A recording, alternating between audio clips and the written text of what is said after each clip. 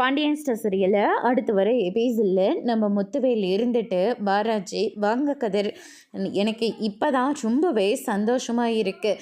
ஏதோ ஒன்று பையனோ பொண்ணோ பெற்று கொடுத்துட்டிங்கன்னா ரொம்பவே சந்தோஷமாக அதை தூக்கி கொஞ்சம் விளையாடிட்டு அப்படியே போய் நான் சேர்ந்துருவேன் அப்படின்ற மாதிரியே சொல்லிடுறாங்க.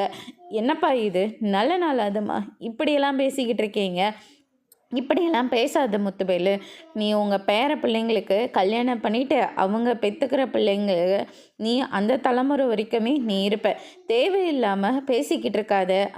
புள்ள இப்போ தான் நிற மாதமாக இங்கே வந்திருக்கு அப்படின்ற மாதிரி சொல்லிட்டு இருக்காங்க. ஐயோ அம்மாச்சி, நீங்கள் வேறு, நான் இன்னும் டாக்டர்கிட்ட நான் போகவே இல்லை. டாக்டர் முதல்ல செக் பண்ணட்டுமே, அப்புறமா என்ன ஏதுன்னு பார்க்கலாம் அப்படின்னு சொல்லிட்டு ராஜி வந்து சொல்லிட்டு இருக்காங்க. மாறி இருந்துட்டு இதோ ஆரம்பிச்சிட்டாயா மறுபடியும்? ராஜி, ஹாஸ்பிட்டலுக்கெல்லாம் போய்க்கலாம். இதுதான் உனக்கே டவுட் வந்துருச்சுல்ல, ப்ரெக்னெண்ட்டாக இருக்குங்களோன்னு. அது கடவுள் புண்ணியத்தில் எல்லாமே இருக்கும்.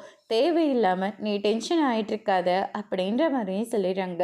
இல்லை சித்தி, நான் என்ன சொல்ல வரேன்னா நீ எதுவுமே சொல்லாத ராஜி. தயவு செஞ்சு அமைதியாரு. நாங்கள் எல்லாருமே ரொம்ப சந்தோஷமாக இருக்கோம். நீ இன்னைக்கு ஈவினிங் தானே ஹாஸ்பிட்டலுக்கு போகிறதா சொல்கிற, தாராளமாக போயிட்டு வா அப்படின்ற மாதிரியே சொல்லிடுறாங்க. அதுக்கு அடுத்ததாக கதிர், கோமதி, நம்ம ராஜி 3 பேருமே ஹாஸ்பிட்டலுக்கு போகிறாங்க. ராஜியை செக் பண்ணணும் அப்படின்னு சொல்லிட்டு உள்ளே கூட்டிகிட்டு போகிறாங்க. டாக்டரும் செக் பண்ணிகிட்ருக்காங்க.